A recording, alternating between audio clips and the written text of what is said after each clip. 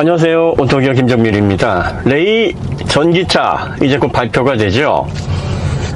리튬 인산철 배터리를 탑재를 하고 있고요. K배터리에서 생산한 게 아니라 CATL에서 생산한 리튬 인산철, 저희가 가장 추천드리지 않는 배터리를 탑재를 하고 있습니다. 리튬 인산철 탑재된 전기차를 추천하시는 분들 자유인 건 알겠습니다. 뭐라고는 못하죠. 본인이 추천하고 싶다는데. 그런데 추천하실 때 굳이 3원계를 막 끌어잡아 당겨서 대비해가지고 이렇게 좋은데 안 사실래요? 이렇게는 사지 마시기 바랍니다. 그건 사실이 아니에요.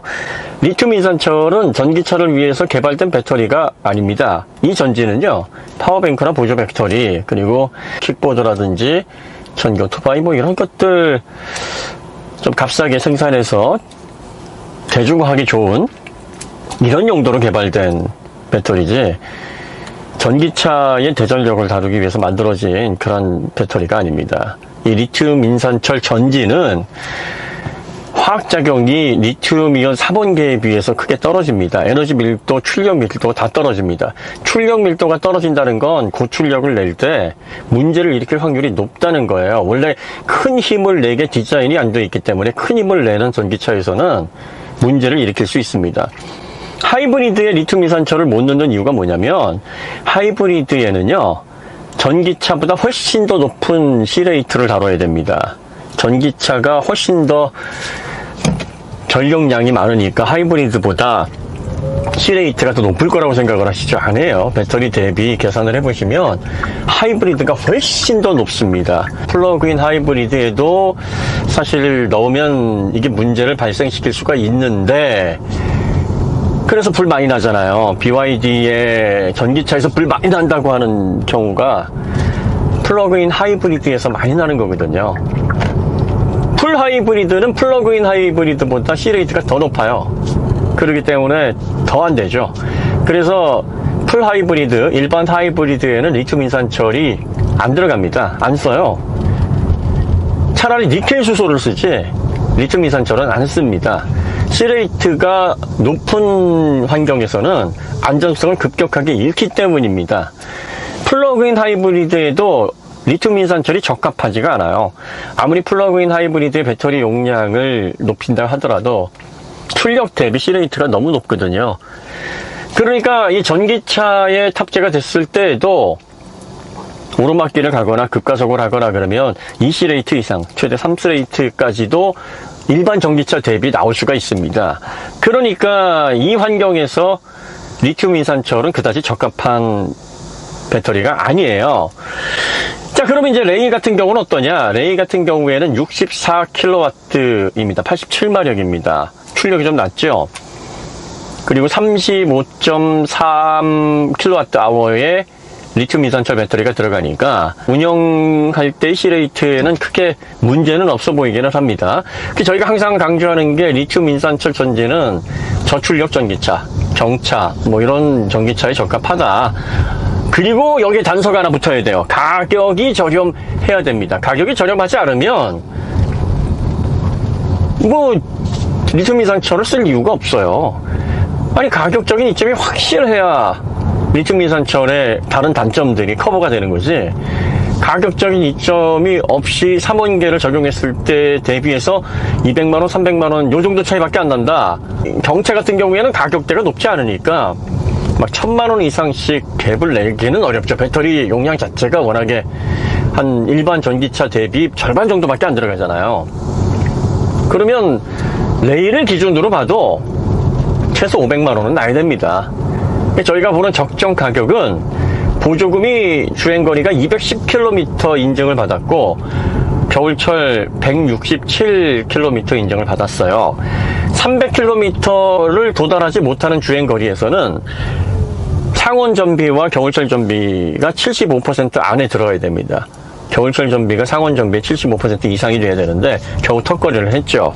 서울 기준으로는 800만원 내외로 받을 수 있을 것 같은데, 이 보조금을 적용을 하고 그래서 최종적으로 구입할 수 있는 가격이 2,500을 넘어가면 안 됩니다. 제가 보는 적정 가격은 한 2,400만원 정도에서 구입이 가능하다고 하면, 그러면 리튬 인산철 배터리가 탑재된 경전기차로서는 한번 고려해 볼 만은 하지 않겠느냐.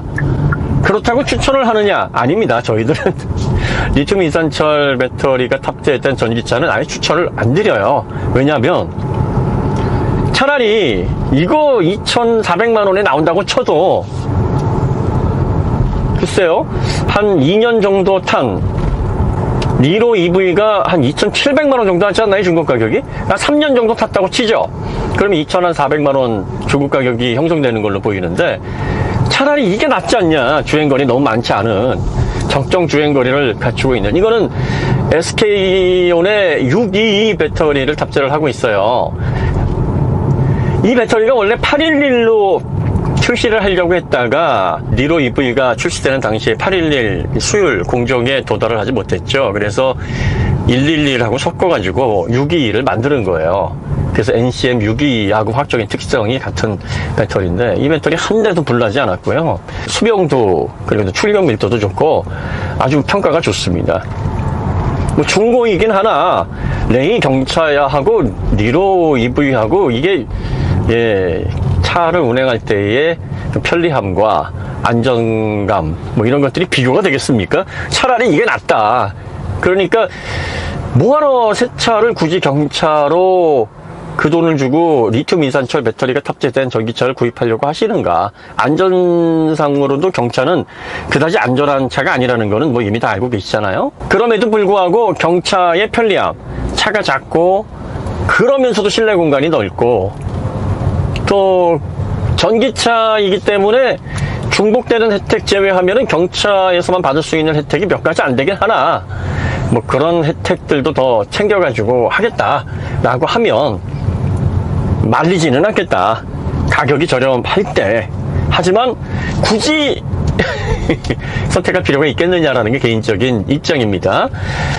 차라리 3원계 배터리를 탑재를 해서 경차이긴 하지만 주행거리 좀 더, 그리고 또 겨울철 전비 대략적으로 한 10% 정도 차이가 나는 이 정도의 품질로 만들어서 제공을 하는 게 저는 개인적으로 낫지 않는가. 경차 수요도 있으니까. 근데 가격적으로 너무 부담이 돼서 서민들은 그러면 어떤 전기차를 타야 되느냐라고 당혹스러워 하시는 분들이 계실 수 있으니, 이런 분들은 관심을 갖고 아마 구입을 하시려고 하실 텐데, 이럴 경우에는 저희가 가격적인 이점을 잘 보고 선택을 하셔라 추천은 드리지 않겠으나, 가격적인 이점이 워낙 확실하다 그러면 뭐 구입을 하신다 그래가지고 아니 왜 그런 전기차를 구입하십니까? 라고 기분 상하게 그런 말씀을 드리고 싶지는 않다. 이렇게 정리를 해드리는 겁니다.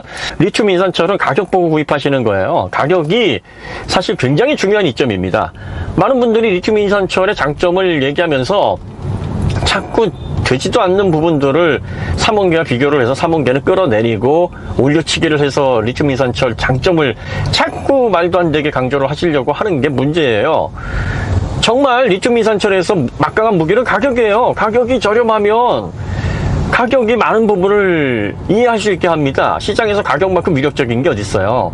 그러니까 앞으로 리튬 인산철이 한 3년 정도는 이런 가격적인 이점을 확보할 수 있으니 정신 바짝 차리고 상품 기획을 잘해서 가격적인 이점을 제대로 확보한 전기차라면, 그러면 리튬 인산철도 여러분들이 관심을 갖는 거 말리지 않겠다. 왜? 리튬 인산철은 그렇게 전기차를 좀 더 값싸게 사기 위해서 사용하는 배터리니까 본연의 목적에 충실한 거예요. 그러면은 그 외 단점들이 있더라도 뭐 가격, 아니 지불한 거 비용이 그만큼 낮은데 단점들은 좀 감수를 해야 되지 않겠습니까? 돈도 적게 지불을 했는데 단점마저 없으면 그 제품이 세상을 지배한다니까요. 리튬이온 3원계가 설 자리가 없어져 버립니다. 그러니까 이거는 시장 구조상 맞지 않는 거예요. 단점이 있는 게 당연한 겁니다. 자, 그 다음에 리튬 인산철 저희가 항상 말씀드리는 게, 영하의 날씨, 영하 막 7도, 8도, 10도 막 이렇게 돼버리면요, 이걸 최적 구간으로 유지하기 위해서 시간이 많이 필요하고, 그러려면은 적어도 20분 이상을 주행을 해서 그 다음부터 이제 최적 구간이 확보가 되는데, 짧게 이용을 한다 그러면 SOC가 막 여러분들이 상상하시는 것보다 더 빨리 떨어질 겁니다. 그러니까 이것도 리튬 인산철 전기차 가지고 오셔가지고 완충해서 SOC 0까지 타보시고 나서 봐, 이만큼 가잖아. 근데 왜 안 간다 그래? 겨울철에도 이만큼 가잖아 라고 하시면 안 되고, 요거를 한 5번 정도 끊어가지고 그래서 한번 측정을 해보시면은 여러분들이 생각하시는 결과와 상당히 다른 결과가 나올 겁니다. 50km씩 구간을 이렇게 딱딱 나눠가지고 레이 210 가니까 4번만 하면 되겠네요. 그래서 배터리가 완전히 식었을 때 다시 주행을 시작하고, 완전히 식었을 때 다시 주행을 해보고, 이런 패턴으로 주행을 해보시면은요, 리튬 인산철이 이래서 야, 이게 참 전기차에는 적합하지 않구나라는 그 결과를 아마 여러분들이 아실 수 있을 겁니다. 저희가 이거 레이 전기차나 토레스 EUV 나오면 바로 이거 해드릴 거니까, 예, 시간이 지나면서, 그리고 또 사용자분들이 한 며칠 영하의 날씨에 두었다가 다시 전기차로 운행하려고 보니까 SOC가 40은 있었는데 갑자기 30 이하로 떨어졌네, 뭐 이런 얘기들이 곧 나올 겁니다. 그 다음에 이 리튬 인산철은 SOC가 떨어졌을 때 갑자기 발생하는 전압 강화, 이게 굉장히 큰 문제예요. 그러니까 SOC 관리하기가 쉽지가 않습니다. BMS에서 예측해서 이거를 관리하는 그 제어 자체가 좀 까다로워요. 그러니까 이런 특성들이 사실 전기차에서는 상당히 문제가 됩니다. 거리를 예상하고 그 예상한 거리만큼 주행이 가능해서 충전을 계획을 해야 되는데, 이게 제대로 이루어지지 않을 수 있는 환경적인 요인들이 리튬 인산철은 많다. 대표적인 게 이제 날씨가 너무 추울 때 이런 그 현상들이 좀 많이 벌어진다. 자, 그 다음에 안전성, 자꾸 수명이 2배 간다. 뭐 어떤 경우에는 뭐 20년 간다고 누가 그랬다면서요?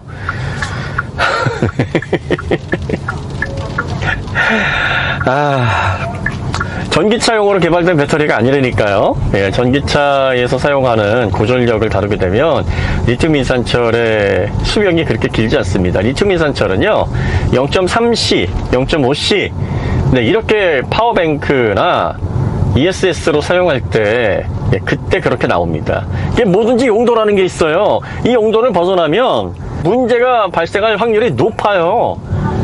아니, 이건 마치 과적과도 같은 겁니다. 1톤 실어야 되는데 막 2톤 이상 막 짐을 싣고 다니면 어떻게 되겠습니까? 뭐 포토는 견딜 수 있다고 합니다만, 예전에 그 야무진인가요? 네. 일본 닛산 차들을 가져와서 만든 이 차도 포토 쓰시던 분들이 그냥, 야, 이거 2톤, 3톤 넣어도 포토처럼 견디겠지 하고 실었는데 어떻게 됐습니까? 허리 반토막 나고 난리도 아니었습니다. 네, 이런 현상 벌어집니다. 그러니까 용도에 맞게 쓰시면 문제가 없는데 용도에 지나치면 문제가 생깁니다. 리튬 인산철은 3원계 전기차로 개발을 해서 이걸 수요 확대를 해보려고 하니까 이게 생각만큼 전지의 수율 도달이 어렵고 원가를 끌어내야 되는데, 이게 100불 언더로 내려가야 되는데요, 1kWh당 이 100불 아래로 잘 안 내려가는 거예요. 그러니까 리튬 인산철을, 야, 이거 급한 대로 이거 먼저 써서 수요 확대를 해보는 게 어떠냐. 에너지 밀도, 출력 밀도 낮다라는 단점이 있겠으나, 그래도 전기차 환경이 다 긴 거리만 주행하거나 추운 데서만 하는 게 아니니까 비슷하게 맞는 환경에서는 크게 불편이 없을 수 있으니 한번 저렴하게 전기차 만들어 보자, 이래가지고 이제 들어온 배터리예요. 그럼 그 용도로 써야 됩니다. 저렴하게, 환경이 또 맞아야 됩니다. 더운 지방, 영하로 내려가는 그런 환경이 거의 없거나, 그리고 주행거리 자체가 짧거나, 뭐 이런 경우에요. 그래서 집에 집밥이 있거나, 집밥이 있으신 분들은 뭐 제가 볼 때는 리튬 인산철, 네, 그렇게 많이 불편하지는 않을 겁니다. 주행거리가 짧다 그래서 집밥으로 계속 충전하면 되잖아요. 그죠? 그러니까 이렇게 환경적인 요인이 맞으신 분이라면 이렇게 예상하는 불편을 좀 덜 겪을 수 있으나, 그렇지 않은 분들은 불편을 많이 겪습니다. 그 다음에 전기차에서도 이게 불안난다? 이거 용도에 맞게 사용해야지만 안전성이 확보가 되는 겁니다. 리튬 인산철이 화재 위험이 좀 덜한 배터리원은 맞는데, 이게 0.3, 0.5, 이 시레이트를 넘어가는 환경이 아니어야 됩니다. 그렇다면 수명도 당연히 고시레이트에서는 떨어질 수밖에 없어요. 그러니까 이런 부분들을 여러분들이 생각을 하셔야 됩니다. 자, 그 다음에 친환경 전기차가 재활용이 안 된다. 재활용을 할 수는 있으나 가치가 없어서 재활용을 안 합니다. 뭐 돈이 나오는 게 있어야 가치를 보고 재활용을 하잖아요. 근데 그런 환경이 아니다 보니까 재활용을 앞으로도 리튬이산철은 거의 안 할 거란 말이죠. 그러면 이게 친환경이라는 타이틀에 맞습니까? 재활용이 돼야죠. 그리고 절대로 전기차 적용하면은 3번계에 비해서 수명이 2배다. 이런 얘기들은요, 그냥 뇌피셜입니다. 리튬이산철의 특징을 잘 모르는 사람들이 그냥 리튬이산철 전지가 탑재된, 그 배터리가 탑재된 전기차가 이렇게 좋습니다라고 무리하게 강조를 하기 위해서, 이야기하는. 아니, 그러니까, 가격이 저렴하다. 여기에만 집중하시면 돼요. 이게 굉장히 큰 장점이라니까요. 구태여 이런 장점이 있는데 화학적인 특성도 떨어지고 출력 밀도, 에너지 밀도 떨어지고 다 떨어지는데 뭘 그것까지 다 장점이 될 수 있고 3원계가 갖지 못하는 특징을 가지고 있습니다라고 무리해서 설명을 하느냐. 그럴 필요가 없다. 레이 전기차, 제가 볼 때는 2,400만 원 정도가 적정 가격입니다. 보조금 적용해서. 옵션 추가해서 플러스 되는 가격들은 뭐 저희는 그거에 대해서 뭐 큰 의미를 두지는 않으니까 어쨌든 얼마에 구입할 수 있느냐, 이게 가장 중요한 거고요. 2,400만 원 이하로 출시가 된다. 2,300, 2,400. 그러면 한번 뭐 저렴하게, 아직까지 이런 전기차, 이런 가격대 전기차는 없으니까 뭐 이런 전기차면은 뭐 괜찮지 않을까 그래서 관심을 갖는 거는 맞지 않겠지만, 하지만 추천드리진 않아요. 레이 전기차를 리튬이산철 들어간 걸 2,400만 원 주고 구입하느니 차라리 저는 니로 중고차 1세대 모델이에요. SK 국산 배터리, K 배터리 들어가 있는 이 모델을 한 3년 정도 탄 거면은 그 가격대 구입할 수 있습니다. 그게 훨씬 낫다라고 봐요.